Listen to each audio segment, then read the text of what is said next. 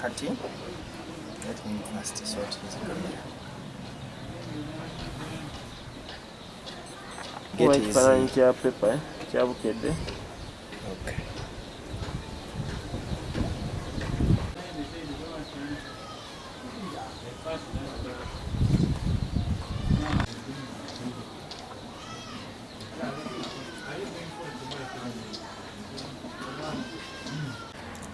Nze lyadda Moses eyakiikirako Bunyole West era chairperson wa Nup Bendera district omuba ku ba coordinator ba Bukedi sub-region. Olwaleero ne baganda bange bano bwe twavuganyaako mu Bukedi sub-region ku bubaka bwa parliament era nga bwe tuddukanya obukulembeze bw'ekibiina n'abalala batasobodde kujja. Tuli wano okwesambajja okuva kwa muganda waffe ow'ekitiibwa Okoboi okuba nti nno yalekulidde ate nga amaze okubeera nominated eri ekibiina ekya Nup mu Gogonya mu Palisa district. Bennyamivu nnyo ffe nga bakulembeze ba Bukedi sub-region aba Nup olwa muganda waffe oyo eyatunze oba eyalidde mu bannabukedi abantu b'e Gogonyo county eyabaliddemu olukwe obwesigwa bwabwe n'abutunda eri Nakyemalira President Museveni. So ffe nga bannabukedi muganda wange tetuli basanyufu gy'oli walidde mu bantu b'olukwe mu ekonomi eno gye tulimu nga abantu basula njala abantu ngadde bakwesize ne bakuwa obwesigwa ne tukusondera nga 15,000 mutwalo gumu ebiri osobole okufuna nomination otuliddemu nnyo olukwe era tukukolimidde tuli banyiivu nnyo mu capacity eyo. Saagala kusambajja ndowooza ye naye njagala kukitwala nti si ye official position ey'ekibiina ekya FDC. Ayinza okuba yakyogedde mu bulumi ku lw'ekibaddewo naye kigende ku likodi nti ate tekisookedde waffe kyasooka sayidi eri n'ebibiina ebirala. Njagala kumusaba n'abalala nti enkwatagana yaffe ebeere yankizo nnyo okusinga bino ebirala. Bino ebintu bijja kubaawo naye tebitujja ku mulamwa.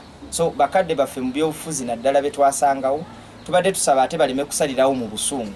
So ffe nga ab'e Bukedi tweyama nti ekinaabeera mu Bukedi tujja kukiriziganya n'abebibiina ebirala ebivuganya government. Yes, my name is Ojamale Anthony. I come from Agule Palisa. The reason why we are here today is to let the whole world know that we are distancing ourselves from Okoboi Joseph Opolot, who of recent crossed to NRM. Yeah, we are probably demanding for a tie and a beret that we gave to Okoboi as instruments of power. Eh? And from today onwards, we are giving him an ultimatum of only one day to make sure that he delivers back the tie and a beret that we gave him as leaders of Palisa district. We want a tie and a beret back because it's a part of the instrument of power that we gave it to him. So from today onwards, whoever sees Okoboi, tell him we want a tie and a beret back. Even the tie he went with to the state house to meet to meet the dictator. Is for NUP. So how come that it goes with our tools of power? So he has to bring them back. We need them back. Currently, the prices of commodities is high. What will Okoboi has to sell the people of Uganda? The people of Gogonyo are sleeping without even eating 1 meal per day. How can Okoboi go alone? Then if he has gone alone, why is the president in position to feed the people of Gogonyo?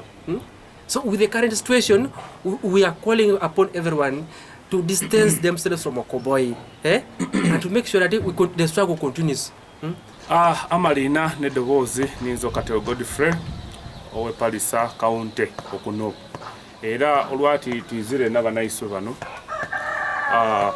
okwetoolako ekintu omuganda waise kiyakolere Okoboi Joseph mwembe nombaire mukiringirire nti iswe nga aba people power tubaire tulukwiza o campaigning ro munayiso oyo naye olw'esaabiti twaire ne tufuna amawulire nti omusaiza yairukire yakubira samasolt nairuka. So iswe ngaba Nupu tutaka kuiryamu abantu baiswe abe Palisa amaani tubakoba nti iswe tukali tuli amo na imwe ebizibu ebyo mu bitamu tubimaite era tukimaite kusani ntino embeera tinsa mukiwona ne sawa jene ebintu ama ebeyi yayo sabuni osukali ebintu birinzala. In fact abantu baiswe abe Palisa babizuire ku tebakali banywa osukali ebintu ebyentambula abayisuka bayisa batambula mu palisa bavuga boda prices girinyire naye twewunyire ino nti omuganda waiswe Okoboi Joseph Owegogonyo yatuzwiremu kubanga bamalirira omutuusa ne bamuwa kiyabaira taka nairuka naye iswe nga iswe abantu b'epalisa taka kukobera abantu bomboni nti iswe abantu ab'epalisa aba leaders b'omupalisa tuli amo naimwe era tubebaza support gye mubairemu lwaire muganda waiswe oyo naye tolako nti yasalirewo nairuka amangu okufuna ekintu ekyamangu naye nze nkimaite amazima gali nti embeera eri omupalisa yetaaga urgent attention ye government iswe nga opposition tuiza kubalwanirira kumakinga sure nti no services gye batuuka ku mangu owona omo yabo mwidwaliro amalwaliro agasinga obungi omupalisa mwaiso tubula bulezi